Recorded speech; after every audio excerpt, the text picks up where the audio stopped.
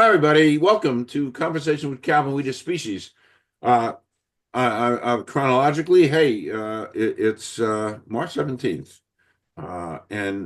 As part of my commitment and love of the Garden State Film Festival, I've been interviewing filmmakers and actors and directors and actresses and production people and musicians as part of the upcoming Garden State Film Festival on March 27th through the 30th because I love film. It's my life. And those who know me know that I'm a Casablanca man. So whenever I can interact with filmmakers, et cetera, I'm thrilled.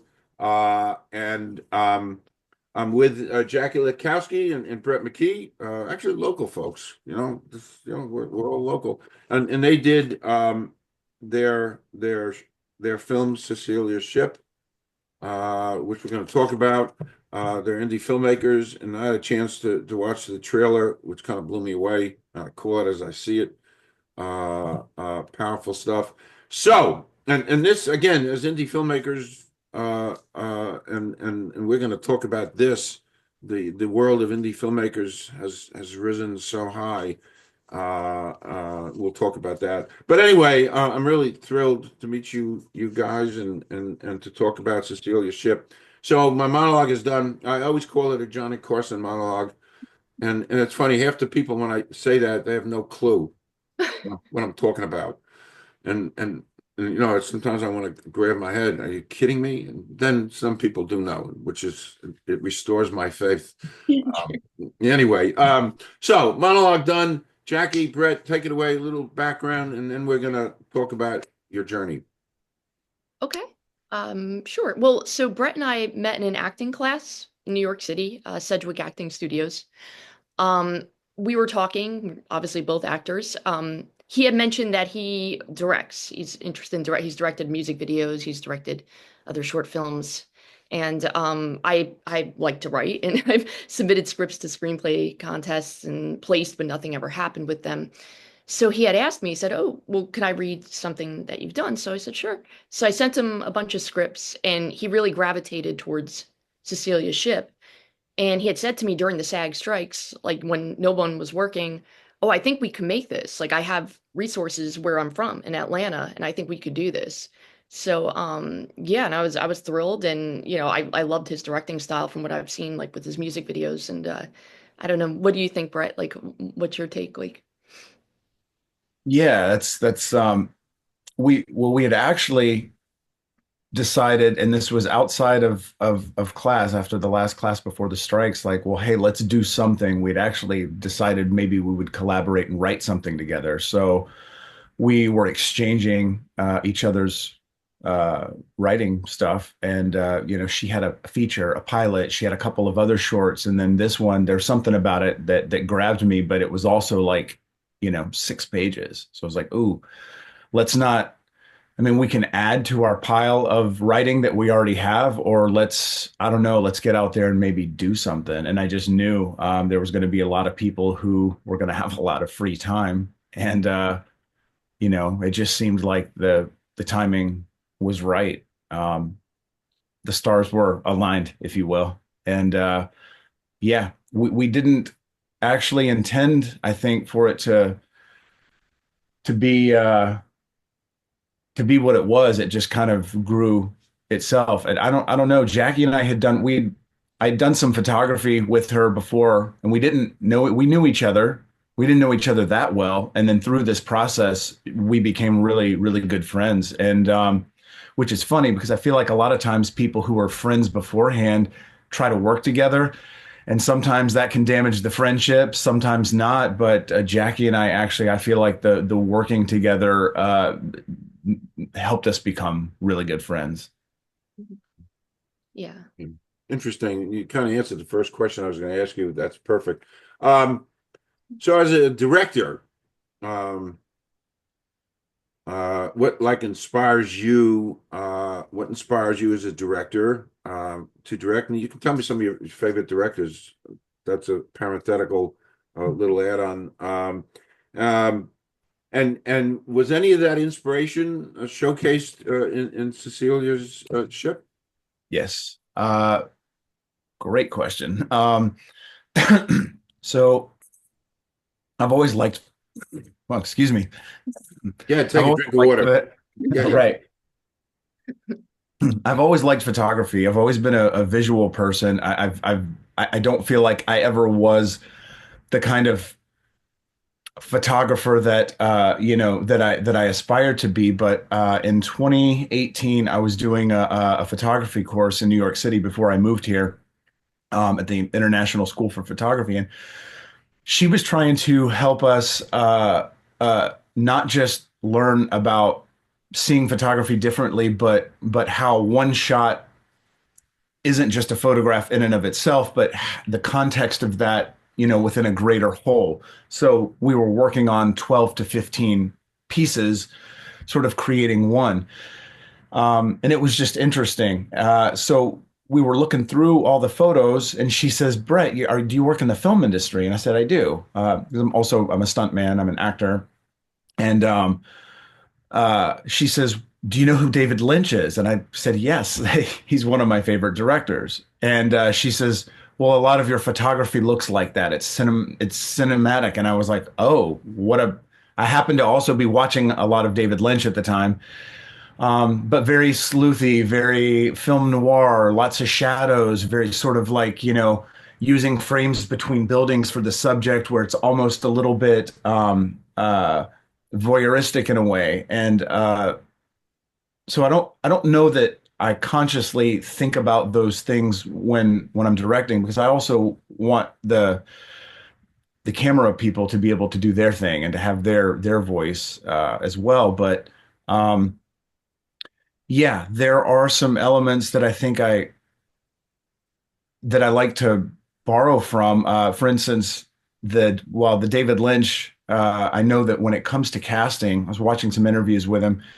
A lot of times he doesn't have people read. He just tries to talk to them and let their natural, I guess, mannerisms and stuff come out. And as an actor, like I kind of thought, wow, I've never had an audition like that. I would love to have an audition like that, where it's not so much the dialogue, it's more about let's talk about let's just have a conversation. So that that was an interesting approach. And also remember he said that one of his production designers, they always said, like, look, if you're struggling for a set, throw up a curtain. And we didn't do this on purpose, but when it came about, we're like, hey, we have a David Lynch moment here we can use. And so we were kind of struggling budget wise of where we're going to film all this stuff. So we threw up some red curtains for the scene with the shamanic healer woman. And so that was sort of a Lynchian thing, if you will. So I don't just like David Lynch. I'm a huge Ridley Scott fan. You know, um, there's a lot of unknown directors out there too. Say that some of my favorite films growing up weren't necessarily who I would say, oh, this is one of my favorite directors. But Witness, for instance, was one of my favorite films Harrison growing up. Ford. Yes, Yeah. that in my opinion is a perfect movie. The cinematography, the music, and speaking of inspiration, music inspires me a lot. I think that sometimes, not just in a sense of like a score, but Michael Mann. I grew up watching Miami Vice. A child of the '80s. Was born in the '70s, but my consciousness for film, developed in the '80s, and the way that Miami Vice and Michael Mann would tell stories through a song. So music inspires me a lot too. Jackie helped out a lot with this in particular, because there was a certain soundtrack that she was listening to while she was writing the film. So then I took that and listened to it, and then I would create a playlist while I was putting together storyboarding elements and how I wanted it to look. But it was music that I feel like, for me anyway, and maybe a lot of people, music is can be like the seed of where that emotion comes from. Instead of trying to fabricate it visually, if the music can generate a certain look, then and you can draw on that look, then maybe hopefully you can then communicate that emotion, if that makes sense. I know it's a Makes a lot little. of sense. Listen, I'm plugging my book. There's a tortoise in my hair, but it was a 5-year write. But uh, uh, I write 7, 8, 9 pages, and you begin to hit that little bit of a wall. And how do I climb that wall? I go to my little music on my desktop, and I pick out a song that kicks me in the butt and it energizes me, and it also takes me back. I'm a big Scarborough Fair man, and I write a lot about that. The ethereal and funereal aspects of that sort. But I'm just agreeing with you.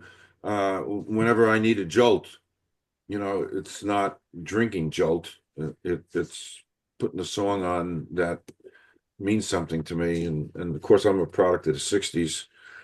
By the time you came around in the '70s, I was done listening to music. I had enough. I just have my '60s music. Anyway, and funny you said you're a stuntman. For my TV show, I interviewed a couple of stunt women who formed their union of women stunt women. Fascinating stuff, what you do. Fascinating. I would never even attempt even to think about it. Scary stuff. Anyway, Jackie, where did you get the idea for Cecilia's ship? Yeah, sure. So, I'm a big fan of the Twilight Zone, and yeah, it was. I grew up watching that show. I think Richard Matheson's one of the best writers. He helped write a lot of those episodes, and but there was one episode in particular, passage on the Lady Anne, where a young couple they board this cruise, thinking they're gonna save their marriage by going on vacation together. But it turns out to be a cruise with all elderly people, and they're going to the great beyond. And I always like that metaphor of death, that you're going somewhere much better after this. And yeah, and it's all about a mother who can't accept that her daughter is dying and that she's going to be better off going to the great beyond. So it's kind of a metaphor of like just acceptance, and how hard it can be for a parent to lose a child. And this might be, it's kind of like learning how to cope with loss and acceptance. And yeah, just also just getting inspired by people that I know personally that have lost people to cancer, and how agonizing it must be for a parent to lose a child. I watched a trailer this morning, and I mentioned this to you before I went on air. There are things that grip you, or things that illuminate you and innervate you. Nice words. But what I took away from the trailer was the faces of sadness, and they were profound to me. They were profound. So we're going to go off topic a second, and as a journalist, I borrowed this question. I don't mind saying it, from one of my favorite journalists, Barbara Walters. So be it, and you can or you cannot. It's a cute question. It is a little provocative. So if you don't want to answer it, don't. If you have a couple answers for it, that's fine. Anyway, here goes. Excluding family or friends, somebody living or dead you'd like to spend a day with. Hmm. Hmm. Oh, I Darren Brown. okay, awesome. That would be my answer. I don't know if you guys know who Darren Brown is. Not at all. Mhm. He's a British author now, who wrote a book, Happy. It's very ironically titled so, very stoicism based or whatever. But he grew up in England.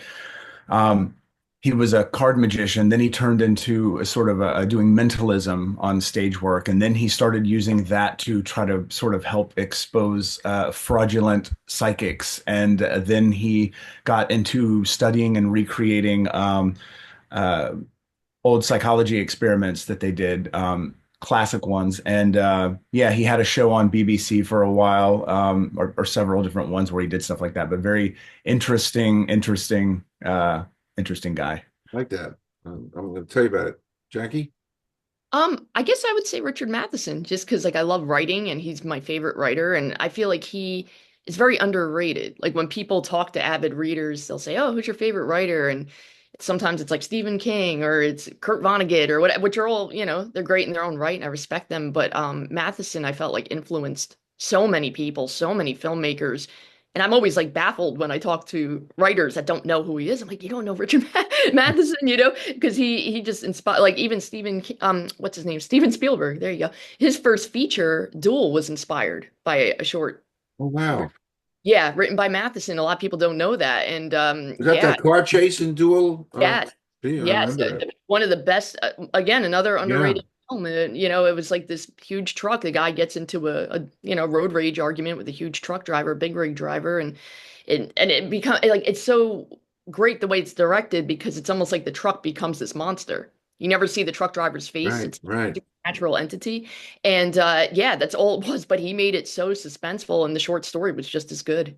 Wow, And a lot of people like Stephen King even credits Matheson for The wow, Shining. I think he was wow, inspired by a short story he wrote called wow. Slaughterhouse by Matheson. Mm. And Wow. it was like 40 pages, but it was, I don't know, it's arguably better even than the novel. I don't know, it's really good. Great answers. It's funny you said something about Darren. By the way, I've taken notes. I don't know if you see me writing, but I take notes. I don't know how many interviewers take notes, but you said Darren Brown. You said something really interesting, uh, Brett. That one of his things he tried to expose, fraudulent psychics.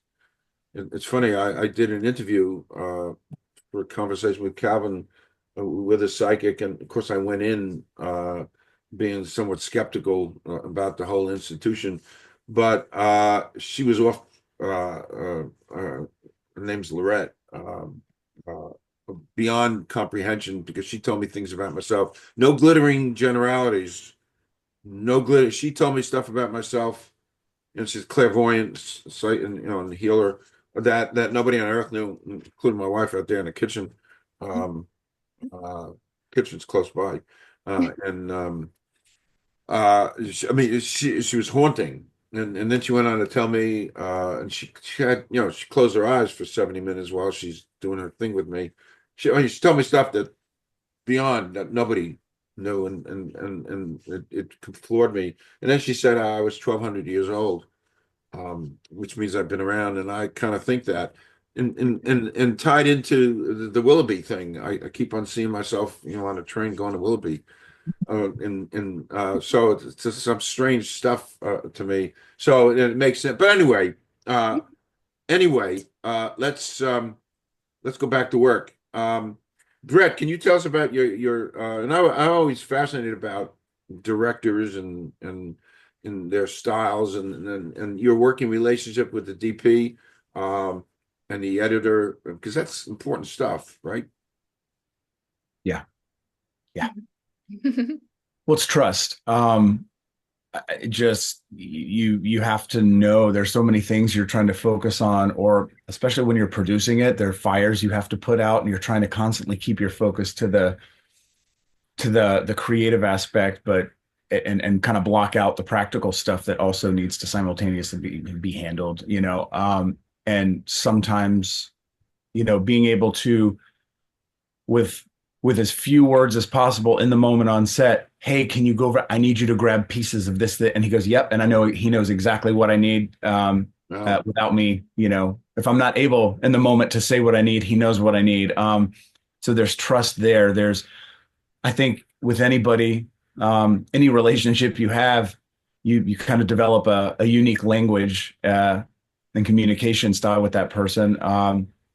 But it's a circular thing, Jackie also, when it comes to that, there was trust that, she and I were on the same wavelength because this is her material and I want to do it justice. But Kevin also approaches it that way. We always wanted to serve the story. And anytime we tried to feel like ego might be creeping in, like, oh, let's do something cute or something clever. It's like, no, let's not do that. If it doesn't serve the story, if it doesn't serve the material, if it doesn't serve that heartbeat or the spirit of what we're trying to do, then we need to exit. And I think Kevin's really good about that. He's a very grounded individual, and just very solid, just a good person. And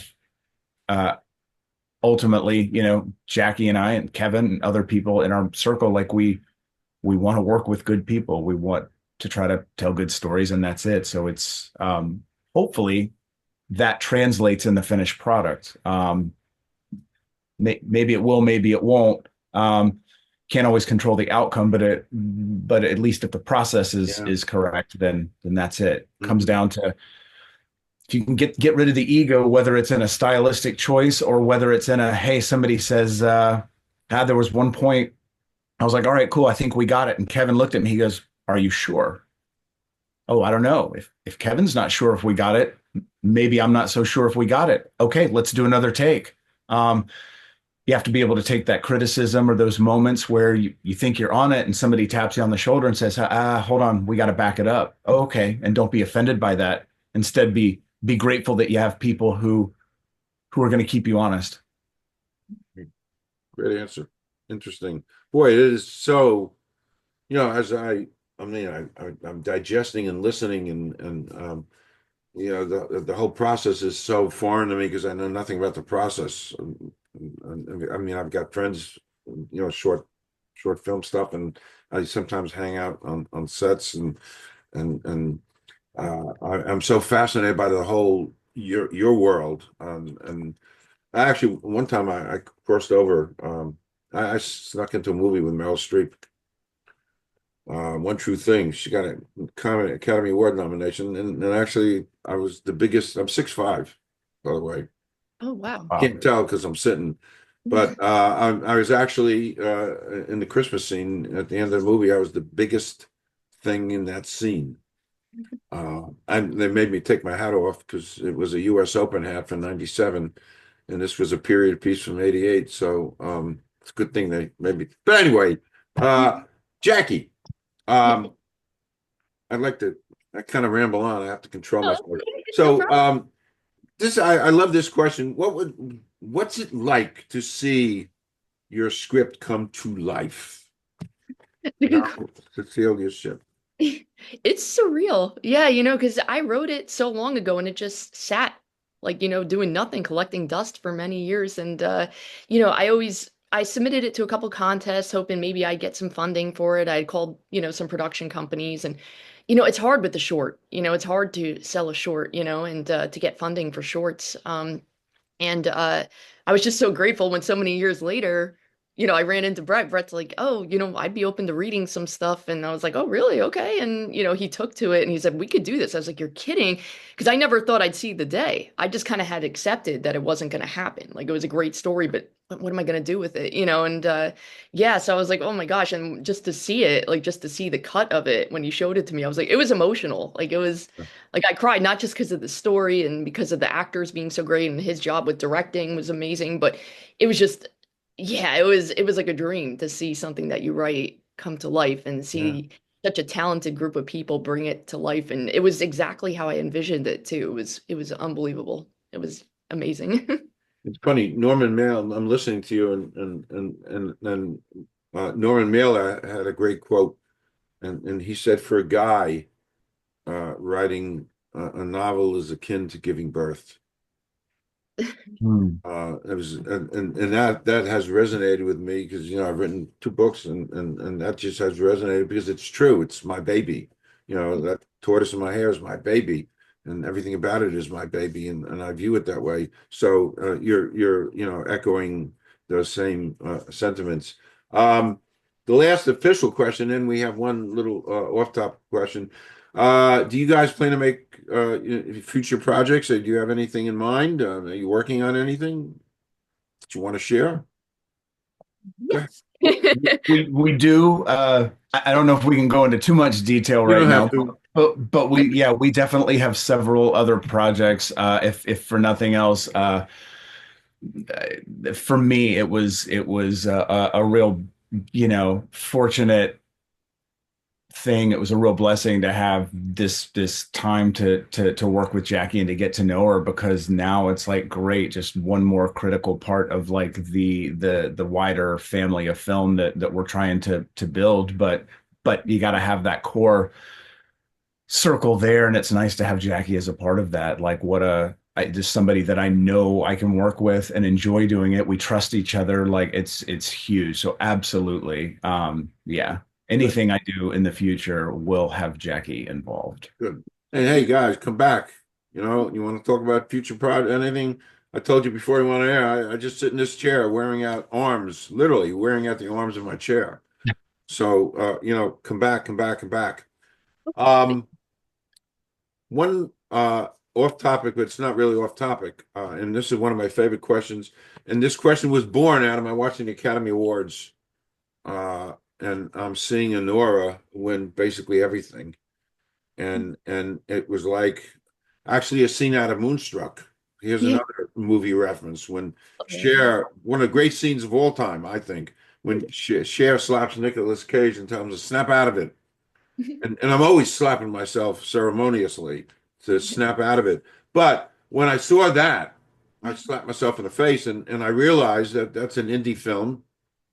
Jersey director, by the way. By the way, Spielberg's going to be here next week. You know that?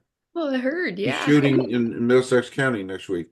But anyway, so I saw that you got an indie director, you got best film of the year, you got an actress, best actress, and you have an indie film, which in the scheme of things, with a $6 million budget for a major, ain't much. So to me, as you are indies, this is it's like the birth of a new day.